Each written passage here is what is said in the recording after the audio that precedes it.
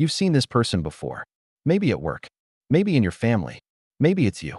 Something terrible happens, a breakup, a loss, a diagnosis. And when you ask how they're doing, they give that same quick, practiced line. I'm fine. It is what it is. And for a moment, it looks like strength, like resilience, like someone who knows how to hold themselves together. But the truth? For many people, that smile is not strength. It's a shield they've been carrying since childhood. A survival script, one they learned long before they even understood what emotions were. Today, we're breaking down the psychology of people who act okay when they're absolutely not, and the hidden cost of living behind that mask. People don't wake up one day and decide to hide their feelings. They learn it, usually in childhood. Maybe they were the kid who cried and got told to stop, or the kid who got angry and was punished for it, or the kid who needed comfort, but nobody came. So they learned the rule early. Your emotions cause problems. Hide them. And children are smart. They adapt. They shut down their real feelings. They replace honesty with a calm face. They become the easy child, the strong one, the one who doesn't complain. Not because they were resilient, but because expressing their feelings never felt safe. And when this pattern is repeated long enough, I'm fine stops being a lie and becomes a reflex. Dig in from another angle. There's emotional neglect and the fear of burdening others. Emotional neglect isn't loud. It's quiet. It's invisible. It's the home where nobody asks, "Nah, but how do you really feel?" It's the parent who shows up physically but never emotionally. In that environment, a child learns something devastating. My feelings don't matter. And if they do, they're a burden. So they grow up to become the adult who never asks for help. The adult who overachieves so no one ever sees their pain.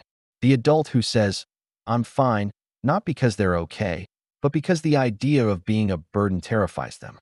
These are the people who will help everyone, but never let anyone help them. Then society enters the chat. We praise people who hold it together. We admire people who don't complain. We tell boys not to cry. We tell girls to calm down. We teach everyone that vulnerability is weakness. So adults put on a mask. They become the strong friend, the easygoing coworker, the person who never causes trouble. But behind that mask is someone terrified of being judged, terrified of being seen as dramatic, unstable, or too emotional, terrified of losing people if they ever revealed their real self. So they smile, they laugh, they say the words, "I'm fine." And every time they say it, they move 1 inch further away from connection. If you suppress feelings long enough, something strange happens. You stop noticing them. Some people become emotionally numb, unable to name what they feel. Others disconnect completely, a trauma response known as dissociation. For people raised in chaos, silence became survival. Being strong became their armor. Hyperindependence became their safety. These behaviors weren't flaws. They were brilliant adaptations to a world that didn't protect them.